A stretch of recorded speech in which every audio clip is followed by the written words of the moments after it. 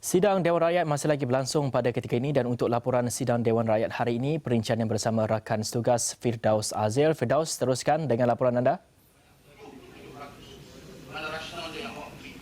Okey, baik, terima kasih Hafizi di Bukit Kewangan. Untuk makluman, seramai 2,742 rakyat Malaysia kini sedang berada dalam tahanan di luar negara dengan separuh daripada mereka adalah berhubung dengan kes dadah yang mana itu diberitahu di dalam Dewan Rakyat hari ini. Yang mana Timbalan Menteri Dalam Negeri Datuk Kamarudin Jaafar memberitahu bahawa 5 kes tertinggi yang melibatkan rakyat Malaysia ialah 1,434 orang melibatkan kes dadah, 406 orang melibatkan kes penipuan, 132 rakyat Malaysia terlibat dalam kes kredit palsu dan 89 orang rakyat Malaysia dalam kesalahan kastam dan 66 orang rakyat Malaysia dalam kesalahan immigration. Dan 5 negara tertinggi yang mempunyai bilangan tahanan rakyat Malaysia adalah Singapura seramai 614 orang, China 403 orang, Thailand 360 orang, Indonesia 331 orang dan Korea Selatan 295 orang. Ini antara jawapan berhubung soalan yang diutarakan oleh Ahli Parlimen Serian Datuk Seri Richard Riyad Jaim yang ingin mengetahui jumlah rakyat Malaysia yang kini berada dalam tahanan serta langkah-langkah kementerian untuk membantu mereka. Dan sekiranya jika anda atau anda mempunyai kenalan ataupun rakan ataupun sanak saudara ahli keluarga yang berada dalam tahanan, apa yang perlu anda lakukan? Ini juga antara yang dijawab oleh Datuk Kamarudin Jaafar mengenai peranan perwakilan Malaysia. Kita dengarkan jawapan beliau. Ada maklumat yang kita perolehi daripada perwakilan-perwakilan Malaysia di seluruh dunia, pada hari ini terdapat 2,742 warga negara Malaysia sedang ditahan di luar negara atas pelbagai kesalahan.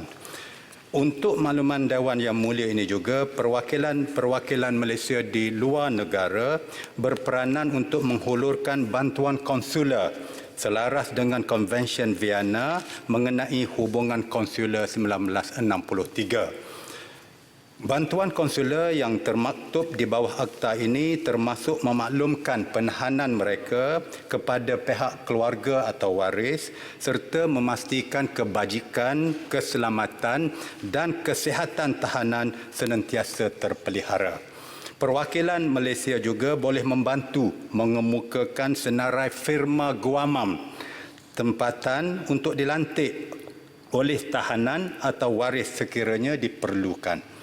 Setelah tahanan selesai menjalani hukuman mereka, perwakilan Malaysia akan menguruskan proses dokumentasi termasuk mengeluarkan sijil perakuan cemas sekiranya diperlukan sebagai dokumen perjalanan sementara untuk pulang ke Malaysia.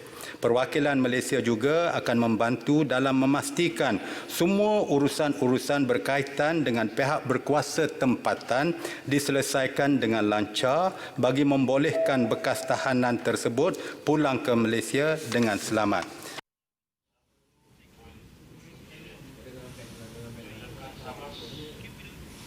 Okey, umum mengetahui bahawa antara jumlah pesakit COVID-19 yang tertinggi juga melibatkan kluster-kluster di penjara, kluster di depo tahanan imigresen dan sebagainya. Maka sebab itu Ahli Parlimen Gopeng Dr. Lee Boon Chye meminta Menteri Dalam Negeri untuk menyatakan bilangan pesakit COVID-19 yang berasal dari penjara serta depo tahanan imigresen serta bagaimanakah SOP pengurusan terhadap tahanan-tahanan ini, sama ada mereka berada di dalam jabatan berada di penjara Jabatan Penjara Malaysia ataupun berada di DTI Depo Tahanan Immigration ataupun di Lokap Polis. Ini jawapan Timbalan Menteri Dalam Negeri Datuk Seri Dr. Ismail Mohamed Said. Dengarkan.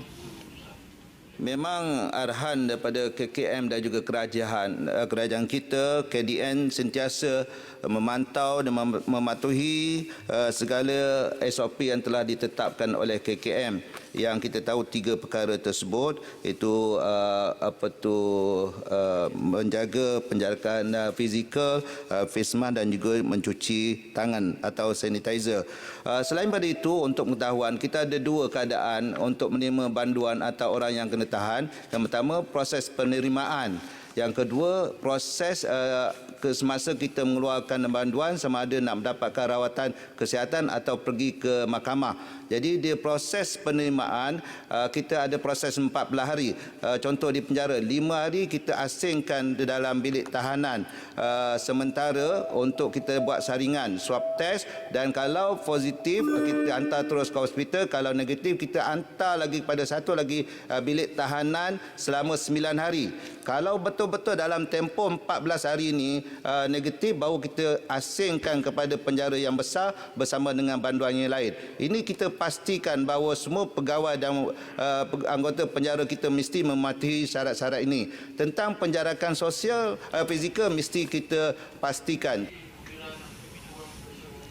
Okey, Dewan Rakyat hari ini masih dalam peringkat di mana perbahasan ataupun penggulungan untuk rang undang-undang pembekalan dalam kurungan Belanjawan 2021, yang mana hari ini merupakan giliran dua kementerian untuk menggulung, iaitu Kementerian Kesihatan Malaysia dan juga Kementerian Perumahan dan Kerajaan Tempatan, yang mana ketika ini beberapa ahli parlimen sedang bangkit untuk membahaskan butiran-butiran di bawah perbelanjaan khusus untuk Kementerian Kesihatan, dan seperti yang kami difahamkan bahawa Kementerian Kesihatan ataupun proses untuk membahaskan butiran peringkat jawatan kuasa KKM ini diberi masa sebanyak 1 jam 30 minit bermula pada pukul 11 pagi tadi, yang mana kita akan terus melihat ataupun memantau dan menyediakan laporan-laporan untuk anda mengenai penggulungan untuk KKM dan juga KPKT untuk hari ini. Jadi berbangsa ini itu sahaja yang boleh saya kongsikan dari Dewan Rakyat. Kembali pada Hafizi di Bukit Kewangan.